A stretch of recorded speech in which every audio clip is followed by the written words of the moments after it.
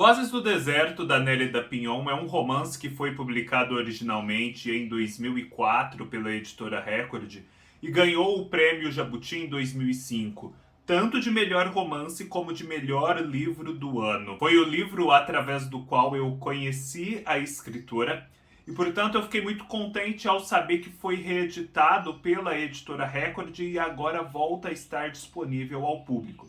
É sobre ele que nós vamos falar hoje. Comprando este livro ou qualquer outro produto, desde que através dos links abaixo da Amazon, você ajuda o canal com uma pequena porcentagem da sua compra. A sua ajuda é sempre muito importante para a continuidade das atividades do canal. A Nélida Pinhon explora aqui em Vozes do Deserto um tema diferente e ao mesmo tempo conhecido. Muitos de nós conhecemos as histórias das Mil e Uma Noites, aquela coletânea árabe secular que conta a história da Sherazade, aquela mulher que, para sobreviver à fúria do califa, precisa contar uma história a cada noite, sob pena de ser morta pela manhã. E por que isso acontece? Porque o califa, o soberano do lugar, foi traído pela sultana com um escravo africano e ficou furioso por conta daquela traição e passou a não confiar em nenhuma mulher. Para não ser mais enganado, ele decidiu que a cada noite desposaria uma donzela do reino e que no começo da manhã essa donzela seria morta a fim de não dar tempo de ela o trair. A Sherazade era filha do vizir. O vizir era uma alta autoridade do reino. Ele era uma espécie de primeiro-ministro do califa.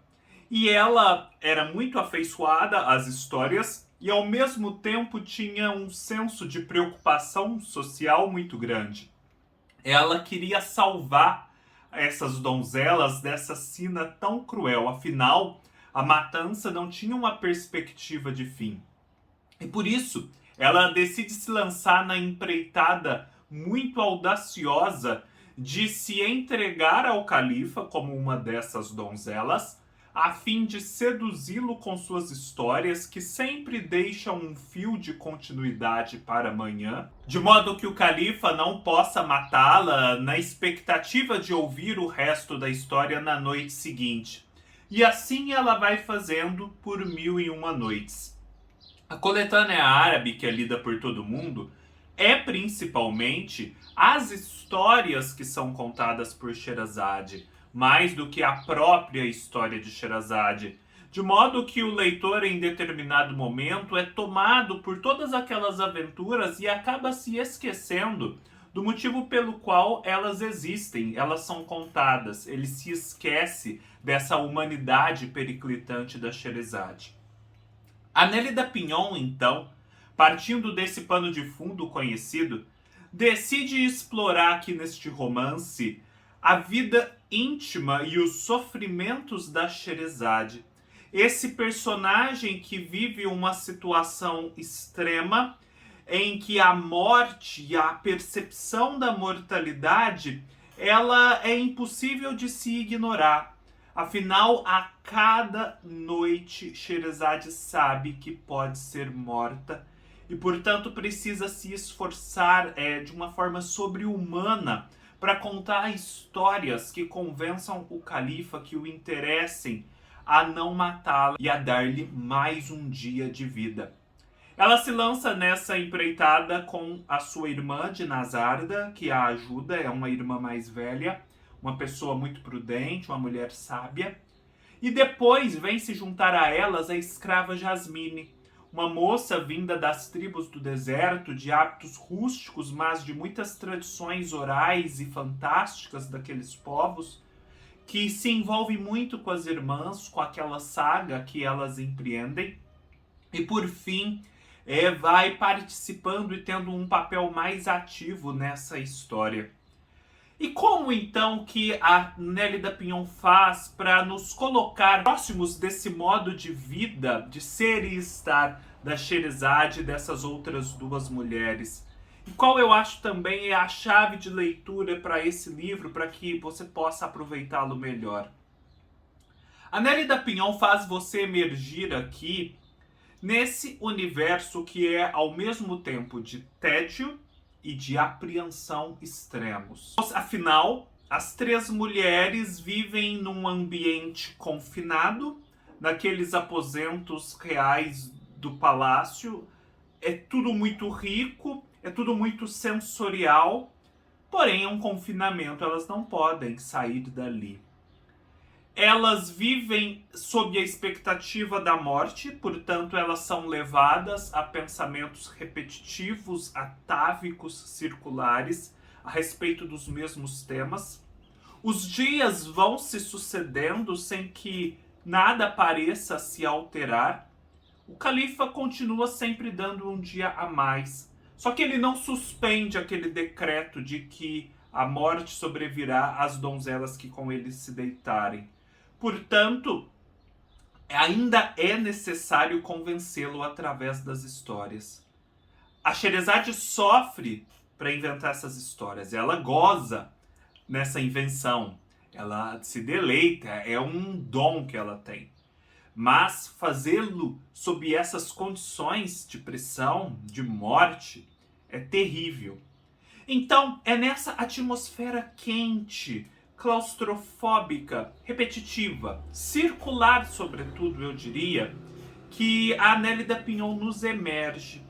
E com isso, ela nos faz compartilhar da experiência dessas mulheres, a viver um pouco o que elas viveram. Eu digo que esse livro não é só uma história contada, ele permite a você ter uma experiência de vida, porque na estrutura do texto, a Nélida Pinhon consegue imprimir esse ritmo, esse modo de ser e estar dessas mulheres, e o leitor passa a vivê-lo também a seu modo. Tá, com isso a gente acessa a vida íntima da Sherazade, o cerne do seu drama humano, dessa mortalidade sempre à espreita. E o que nós conseguimos descobrir com isso? Nós conseguimos perceber que a história de Sherazade vai muito além dela e nos toca. O que é essa busca de Sherazade pela vida, contando histórias, senão a própria saga humana de se perpetuar de algum modo? O que é isso, senão o homem diante da aleatoriedade do mundo, de um Deus cujas leis são um pouco desconhecidas às vezes, cuja vontade nem sempre é muito clara, que precisa ir costurando dia após dia a sua existência de modo a garanti-la, de modo a narrar uma história que lhe permita sobreviver. O que é a saga de Sherazade, senão a saga de todos os escritores que com suas obras buscam a imortalidade possível, buscam convencer os leitores e as gerações sucessivas, por fim a história, de que o que eles têm a contar, de que a memória de suas vidas vale a pena ser conhecidas. E com isso eles vivem dia após dia sob essa sensação de mortalidade próxima, mas ao mesmo tempo têm à mão a possibilidade de se tornarem imortais através de suas obras. O que é a vida de Sherazade, senão aquela sensação que muitos escritores relatam ter de que, ao estarem escrevendo um livro, é como se, enquanto eles não colocassem o ponto final na obra, eles estivessem numa situação diferente em relação à morte. É como se fosse uma garantia o processo de criação de que a morte os respeitará, de que a morte não os deterá nesse ato criador. No entanto, é uma garantia incerta, então há sempre uma apreensão de que antes de lançado o ponto final, o escritor sucumba e morra. A história de Sherazade também é a história de dois modos de ser e estar no mundo. Há linhas muito consistentes das ciências humanas, do misticismo, da religião, que veem no mundo os princípios masculino e feminino, para além de toda definição de gênero de seres humanos individuais. O princípio masculino, né, muito identificado com uma linha reta, com objetivos, com metas, com uma seta apontada em direção a um alvo. O princípio feminino, circular, sinuoso, repetitivo, avançando em espirais, ligado às águas mais do que à terra e ao fogo, ligado à beleza mais do que à objetividade e à utilidade das coisas. E nenhum homem, nenhuma mulher, seres humanos, podem viver sem um equilíbrio eficiente desses princípios. A humanidade como um todo não pode viver sem esse equilíbrio. Um excesso do princípio masculino levaria ao enrijecimento excessivo, à quebra. Um excesso do princípio feminino levaria talvez a uma dispersão absoluta. É preciso fazer uma alquimia de ambos. O califa é justamente a representação desse princípio masculino. Depois da traição da sultana, e muito por conta também da criação que lhe fora legada pelos ancestrais, ele se tornou cada vez mais uma pessoa rígida, uma pessoa incapaz de olhar para o entorno, uma pessoa incapaz de escapar do seu próprio pensamento, da sua linha de horizontes, da sua vontade despótica. E a Sherazade chega ao redor, chega pelas beiradas, de uma forma sinuosa, sem enfrentá-lo de frente, porque fazê-lo não daria certo. Ela vai aos poucos amolecendo aquela pedra, jogando água nela, até que por fim ela por si só comece a se movimentar e possa dar autonomamente passos na direção correta. Eu li este livro logo que ele foi lançado, ali entre os anos de 2004 e 2006, nessa edição que eu guardo com muito carinho daquela época. Foi através dele que eu conheci a Nélida Pinhon. E eu me recordo de tê-lo lido, de ter continuado muito interessado na proposta literária da Nélida Pinhon, mas de não ter gostado tanto assim do livro propriamente dito. Então eu cheguei com muita apreensão a essa releitura, quase 15 anos depois. Só que agora eu cheguei com uma bagagem, com um olhar capaz de vislumbrar coisas nesse livro que não são óbvias e que um jovem ali na sua pré-adolescência não conseguiria enxergar. E foi muito gratificante porque eu passei a gostar muito desse livro, a gostar verdadeiramente dele e a enxergar nele uma riqueza incomparável. Esse livro, como eu já disse, é mais do que uma leitura, é mais do que uma história contada.